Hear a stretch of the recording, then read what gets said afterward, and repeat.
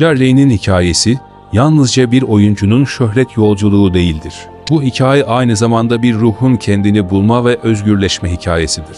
Dış dünyanın gürültüsünde içindeki sesi kaybetmeyen bir adamın hikayesidir bu. Çocuk yaşta ailesiyle birlikte yaşadığı ekonomik çöküş, onu hayatın en temel gerçekleriyle yüzleştirmiştir. Daha küçük bir çocukken oyunculuk değil, sorumluluk öğrenmiştir. O yaşlarda oyun oynaması gerekirken evsizliğin ne olduğunu, geceleri arabada nasıl uyunacağını öğrenmiştir. Ancak en karanlık günlerde bile mizahı bırakmadı. İçsel ışığı onu asla terk etmedi. Çünkü için gerçek başarı önce iç dünyanda başlar. Ve insan önce kendi içindeki çatışmaları yenmeden dış dünyada hiçbir savaşı kazanamaz. İşte onun farkı da burada başlıyor. Hayatının bir döneminde şöyle demiştir: "Kendimi birçok karakterde kaybettim ama sonunda gerçekte kim olduğumu buldum." Bu söz onun dönüşümünün başlangıcıydı. Sahip olduğu her şeyi sorguladı. Para, şöhret, alkış, kırmızı halı, spot ışıkları. Hepsi geçici ama ruh, o kalıcı. Ve bir gün aynaya baktığında şunu fark etti: "Ben bu yüz değilim, bu beden değilim, ben farkındalığım." Şöhretin zirvesindeyken yaşadığı depresyon aslında ruhunun çığlığıydı. Kendi sözleriyle, "Başardım ama hala boş hissediyorum. Demek ki başarının tanımını yeniden yapmalıyım." İşte o noktada sadece kariyer değil, düşünce biçimi de değişmeye başladı. Meditasyonla tanıştı. Spiritüel kitaplar okumaya başladı. Alan gibi isimler hayatında iz bıraktı. Daha derin bir ben arayışına girdi. Ve bu yolculukta öğrendiği en büyük şey şuydu: sen düşüncelerin değilsin. Düşünceler gelip geçer ama sen hep oradasın. Bu farkındalıkla değişmeye başladı. Daha az konuştu, daha çok dinledi. Daha az şikayet etti, daha çok şükretti. Egonun hükmettiği başarı tanımını terk etti. Artık alkışların değil, iç huzurun peşindeydi. "Bir gün kalktım ve karakterini oynamaktan yorulduğumu fark ettim," demişti bir konuşmasında. Çünkü aslında oynadığı onlarca karakterden biri olmuştu. Ama o karakterler onun kim olduğunu tanımlamıyordu. Ruhunun kim olduğunu yalnızca sessizlikte keşfetti.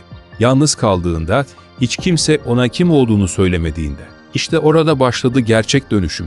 Artık bir oyuncudan fazlasıydı. O artık bir bilinç yolcusuydu. Ve bu yolculuk milyonlara ilham verdi. Ruhsal olarak uyanmak kolay değildir. Çünkü önce yıkılman gerekir. Eski benliğin çökmelidir ki yenisi doğabilsin. Ve yıkıldı, dağıldı, çözüldü. Ama sonra yeniden kuruldu. Çünkü hayat bazen seni darmadağın ederek asıl kim olduğunu hatırlatır. Ve o bu dağılmanın ardından şunu söyledi: "Kim olduğumu bulmak için kim olmadığımı öğrenmem gerekti." İşte bu ruhsal dönüşümün en yalın tanımıdır. Ray'nin yaşam felsefesi artık bir karaktere, bir başarıya bağlı değildir. O hayatı bir tiyatro sahnesi gibi görür. Herkesin bir rolü vardır. Ama oyunun sonunda kostümler çıkar, alkışlar ve geriye yalnızca sen kalırsın. İşte o zaman başlar gerçek hayat. Ve bu gerçeği şöyle özetler: "Eğer bir gün başarının zirvesine ulaşırsam, insanlara bunun oraya çıkmakla değil, orada huzur bulmakla ilgili olduğunu anlatacağım." O huzuru bulduğunda artık görünmek için değil, anlamak için yaşamaya başladı. Meditasyon, doğayla zaman geçirmek, sessizlikle barışmak onun yeni alışkanlıkları oldu. Kalabalıklar içinde kaybolmak yerine kendi iç dünyasında derinleşmeye başladı.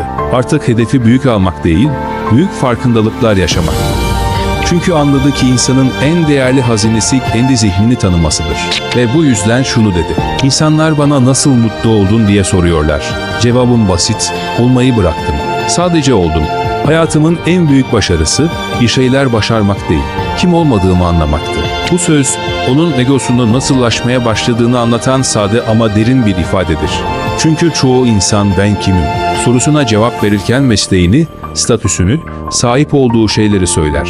Ama bunların hiçbiri olmadığımızı fark etti. "Ben bu isim değilim, ben bu kariyer değilim, ben bu beden değilim, ben fark edenim," dedi. Bu, gerçek benliğe atılan ilk adımdı. Başarıyı tattıktan sonra egosu büyümemişti. Aksine egonun ne kadar kırılgan olduğunu fark etmişti. Ona göre ego sürekli bir tanıma ihtiyacı içinde yaşar. Sürekli alkış, onay, övgü ister. Ama tüm bunlar geçicidir. Ve geçici olana bağımlı kalmak sürekli bir tatminsizlik yaratır. İşte bu nedenle şöyle dedi: "Başarı sadece egoyu şişirir. Ama gerçek özgürlük egoyu susturmaktır. Bu mistik ifade birçok doğa felsefesinin temel taşlarından biridir. Artık sadece bir aktör değil, aynı zamanda bir arayıcıydı. Bir hakikati arıyordu. Ve bu hakikat ne bir senaryo, ne bir ödül, ne de bir şöhretti. O hakikat sessizliğin içinde gizliydi. Meditasyon yapmaya başladığında ilk fark ettiği şey şuydu: düşüncelerim ben değilim. Bu cümle zihinsel farkındalığın kapılarını araladı. Çünkü insan düşüncelerine inandıkça acı çeker. Ama düşüncelerini sadece gözlemlediğinde özgürleşir. Bu farkındalığı şöyle özetledi: düşünceler bulutlardır. Ben ise gökyüzüyüm. Bir gün Uçla'da yaptığı mezuniyet konuşmasında şöyle dedi: egonuz sizi ikna etmeye çalışır. Benim kim olduğum önemli diye. Ama gerçek şu ki kim olduğunuzu asla tanımlayamazsınız. Siz sınırsızsınız. Egosunu susturmayı öğrendikçe hayatı sadeleşmeye başladı. Eskiden onu tanımlayan şeyler para, başarı artık bir kimlik unsuru değil. Sadece araçlardı ve bu araçlar artık onu değil, o onları kontrol ediyordu. Artık rol oynamıyordu, sadece oluyordu. O, anın farkındalığıyla yaşamayı öğrenmişti ve bu farkındalık ona yeni bir güç verdi. Dışarıdan değil, içeriden gelen bir güç. Sarsılmaz, sessiz ve derin bir güç. Bu yüzden şu cümleyi sık sık tekrar eder oldu: ben sadece burada olmaya geldim. Parlamak için değil, var olmak için. Jarre'nin içsel dönüşümü onu daha huzurlu, daha anlayışlı, daha bağlı bir insan haline getirdi. Artık hayatı bir rekabet değil, bir tecrübe olarak görüyordu. Her insan kendi filminin başrolüdür, diyordu. Ben ise artık başrol olmak istemiyorum. Sadece bu sahnede bir varlık olarak kalmak istiyorum. Birçok insan başarıyı dışarıda ararken iç dünyasında bulmuştu ve bu başarıyı paylaşmak istedi. Hayatıyla, sözleriyle, sessizliğiyle. Çünkü gerçek dönüşüm gösterişli değil, derindir. Bir fotoğraf gibi değildir, bir his gibidir. Ve bu hissi milyonlarla paylaştı. Sözleriyle, gözleriyle, yaşam biçimiyle. Bir gün her şeyimi kaybetsem bile kim olduğumu kaybetmem dedi. Çünkü artık kim olduğunu tanıyordu. Egonun ötesindeki benliği bulmuştu. Ve hayatının bir döneminde milyarlarca insan tarafından tanınıyordu. Dünyanın en çok kazanan aktörlerinden biriydi. Onun adı sinema gişelerinde garantiydi. Ama bir gün geldi, her şeyi geride bırakmak istedi. Film tekliflerini reddetti, medyadan uzaklaştı, kırmızı halılara çıkmadı. İnsanlar merakla sordu: neden? O ise şu cevabı verdi: çünkü sonunda anladım. Gerçek özgürlük hiçbir şeye ihtiyaç duymamaktır. Zenginlik ve şöhretin özgürlük getirmediğini fark nadir insanlardandı. Ona göre şöhret, görünmeyen bir kafesti. İnsanlar sizi sever ama gerçekte sizi tanımaz. Alkışlar yükselirken, içten içe acaba kimse gerçekten görmüyor mu diye düşünürsünüz. Bu durumu şöyle anlatıyordu: herkes olmak istiyor ama ben artık o kişi değilim. Bir karakterdi. Onu ben yarattım ama ben sadece o değilim. O farkındalık onu sade bir yaşama çekti. Sanatı bırakmadı ama artık ticari başarı için değil, içsel doyum için üretiyordu. Ressam oldu, yazar oldu, düşünen bir insan haline geldi. Kendisiyle baş başa kalmaya başladı ve yalnızlığın aslında bir yalnızlık değil, bir buluşma olduğunu keşfetti. Kiminle? Gerçek benliğiyle. O artık sabahları bir set programıyla değil, içsel bir huzur arayışıyla uyanıyordu. Meditasyon yapıyor, resim çiziyor, doğada uzun yürüyüşlere çıkıyordu. Kendine yeni bir rutin değil, yeni bir bilinç yaratmıştı. Zihin sürekli konuşur, diyordu. Ama kalp sessizce bilir ve o artık kalbinin sesine kulak veriyordu. Şöhretin zirvesindeyken yaşadığı bir anı şöyle anlatmıştı: bir gün bir film galasında insanlar çığlıklarla karşılıyordu. Flaşlar patlıyor, kameralar dönüyordu. O an içimden bir boşluk geçti. Ben bu değilim dedim. O gün sahte benliğimin çöküşü başladı. Bu cümle onun içsel devrimini başlatan kıvılcım olmuştu.